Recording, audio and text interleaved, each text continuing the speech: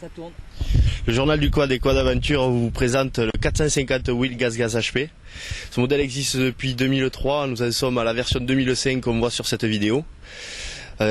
Premièrement sorti en train large, celui-ci est en train étroit pour avoir des possibilités de randonnée et des passages difficiles qui sont plus faciles. Là on est en train de voir les amortisseurs Öhlins, d'accord, dont il est équipé, 2 amortisseurs Öhlins à bonbonne de gaz séparés à l'avant ainsi qu'à l'arrière.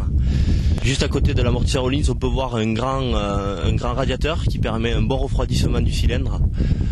Juste en dessous on a les triangles qui sont fixés sur des rotules dont on peut régler la chasse, et triangles qui sont montés sur des cages à aiguilles. L'avantage de réglage de chasse, c'est pour pouvoir avoir une meilleure adhérence dans les virages, et le fait d'avoir des rotules amovibles, ça permet de changer 50 € au lieu de changer 150 €. Je me le dis. Le côté droit de la machine, donc on voit principalement le cylindre, un secours avec le kick.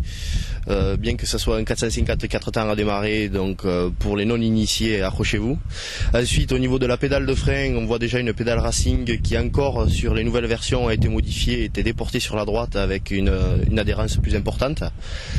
Ensuite, en dessous, on voit qu'elle est équipée d'un airbar, 2 séries. Attention, la machine que nous vous présentons, je tiens à préciser qu'elle est 2 séries, il n'y a aucun équipement dessus qui a été rajouté. Donc ensuite, si on descend un peu, on va s'apercevoir qu'elle est équipée d'un sabot, que nous voyons ici, d'accord, là, qui est monté sur Silent Blocks, qui permet d'éviter de transmettre les vibrations sur le châssis, donc ainsi de protéger le châssis. Ensuite, si on passe vers l'arrière, donc nous voyons toujours des disques auto-ventilés avec un étrier Brembo tout en Durit Aviation pour avoir une meilleure inertie au freinage. Un bras oscillant qui est taillé dans la masse dans l'aluminium. Ensuite on voit que le frein à disque est protégé par un sabot aluminium. D'accord. Au-dessus nous avons le silencieux Krieger inox homologué bien sûr vu que la machine est homologuée. À l'arrière, situé au-dessous de la machine, on peut voir une boîte à outils qui est bien pratique en cas de panne, que je vous conseille d'étanchéiser avec du scotch, car avec les vibrations de la machine, ça fait dévisser le bouchon. Alors c'est un petit conseil d'utilisation, on va dire. Ensuite, on voit que le kitchen est protégé par un petit carter. On voit un sélecteur racing, très important. Maintenant, il est temps de passer aux essais. Je vais monter sur la machine et on va s'amuser. Et vous allez voir, ça va être du feu de Dieu. Action!